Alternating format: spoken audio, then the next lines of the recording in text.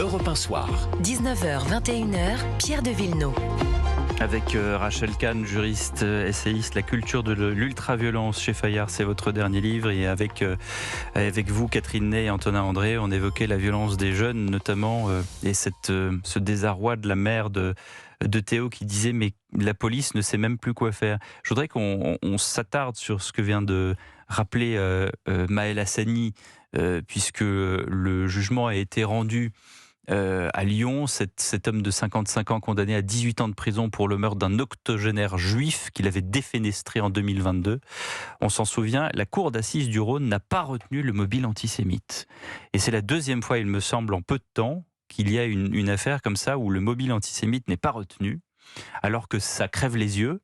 Et dans votre livre, vous parlez justement d'antisémitisme, vous parlez de l'antisionisme qui est la plus grande des excuses pour ne pas dire antisémite. Voilà, dans ce cadre, la formule « je ne suis pas antisémite, je suis antisioniste » sert de paravent, nier le droit des juifs à l'autodétermination, nier leur existence politique, donc préparer leur vulnérabilité en la baptisant vertu, ça c'est page 85, mais dès le début de votre livre, vous parlez, en parlant de vous-même, du mélange ethnique, culturel, patrimonial que vous êtes vous-même, Rachel Kahn, vous dites « c'est la répétition des clichés, l'essentialisation. Les Noirs sont, les femmes sont, les Juifs sont, les sportifs sont, et puis aujourd'hui, les femmes ont le droit de dire, etc. etc. » Je me souviens d'une interview, il n'y a pas très longtemps, qui avait été très décriée, de Carlos Martins Bilongo, qui était dans une émission diffusée notamment sur les réseaux sociaux qui s'appelle la Librairie africaine, où il disait que les Noirs étaient plus endurants, que les Blancs du nord de la France étaient bêtes et analphabètes et qu'ils étaient racistes. On entend ce que vous êtes en train de dire dans votre livre, on l'entend dans le discours politique, en l'occurrence dans celui de la France Insoumise. C'est ça qui est terrible. Et moi, j'avais déjà alerté avec un autre ouvrage qui s'appelait Racé sur cette essentialisation, ce racisme en réalité, puisqu'en fait, ce cliché, et surtout en tant que Français, nous qui ne sommes pas un peuple ethnique, qui ne sommes pas un peuple religieux, mais qui sommes censés nous retrouver autour de valeurs, des principes fondamentaux très forts, liberté, égalité, fraternité, laïcité. Là, nous avons un parti politique qui, très précisément, fait du racialisme, limite du racisme, tend à mettre les gens dans des cases, bien nommer la case, justement, et détruire notre société. Et cette parole est extrêmement violente, puisqu'elle vous empêche de toute forme d'émancipation. Vous êtes noir, vous êtes comme ça, et vous devez voter la France Insoumise.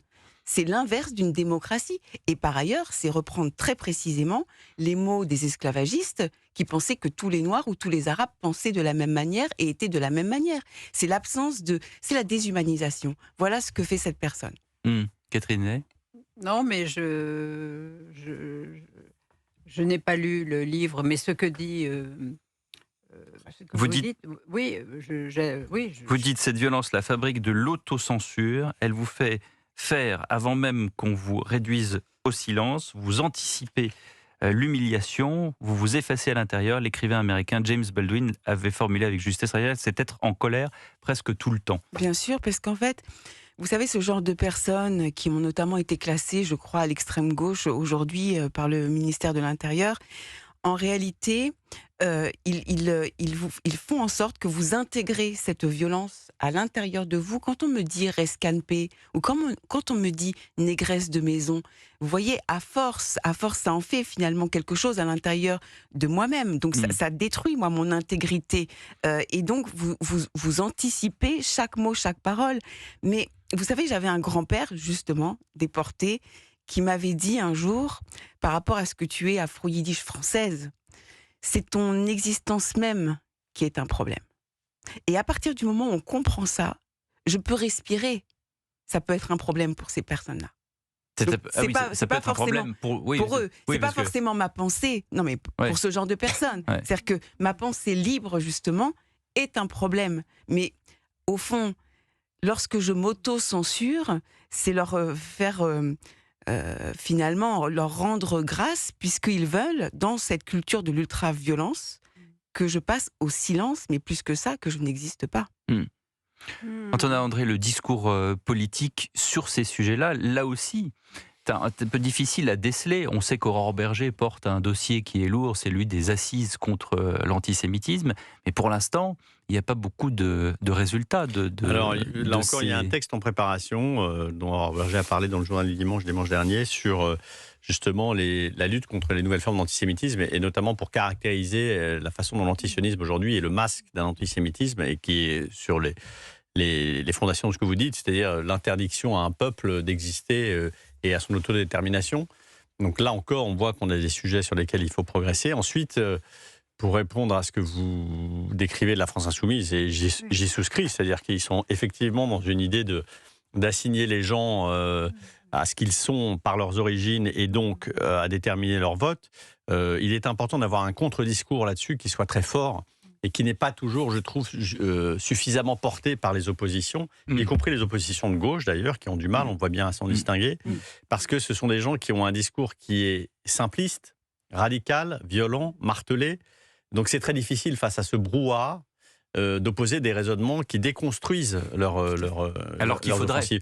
Et il faudrait le faire davantage. Parce qu'on a plus le réflexe de dire mais c'est absurde ce que vous dites. C'est absurde. Et en fait, il faudrait mieux le déconstruire et avoir et y compris de la part d'une opposition de gauche dont on voit bien aujourd'hui qu'elle a du mal à exister et elle a du mal à s'ériger en contre de cette France insoumise qui par le bruit et la violence qu'elle engendre, emporte tout en réalité. Alors il y en a un qui le fait, c'est Jérôme Guedj, Jérôme Guedj le fait avec un certain courage. Il avait même dénoncé Jean-Luc Mélenchon comme étant un salopard. Et d'ailleurs, ça avait contribué, je pense, à faire se réveiller une partie de cette gauche-là. Mais il est encore trop minoritaire, Jérôme Guedj, dans son combat. Mais c'est une parole salutaire qu'il a eue et c'est une parole salutaire qu'il a à gauche pour effectivement pour se détacher de cette gauche. Quand on est de gauche, on refuse ces amalgames et ces relents racistes qui, effectivement, autrefois appartenaient à une autre France, dont aujourd'hui Jean-Luc Mélenchon s'est cruellement rapproché. Et dès cette gauche, effectivement, la gauche mélenchoniste, qui, Jérôme Guedj lui-même, l'a sorti de certaines manifestations, et il l'a vécu très fort. Écoutons Jérôme Guedj ce matin, justement, qui se présente à la présidentielle, mais pas à la primaire. Tout ceci me paraît très baroque, parce que ça met la charrue avant les bœufs. Quelle est l'orientation programmatique ? Quelle est la clarté dans les valeurs ? Certains d'entre eux considèrent qu'il est possible de discuter avec la France insoumise, là où il y a une rupture qu'il s'est opérée. Donc vous serez avec cette partie de la gauche radicale. Moi, je suis le candidat pour porter d'abord cette question des valeurs. On ne transige pas avec la République, on ne transige pas avec la laïcité, avec l'universalisme.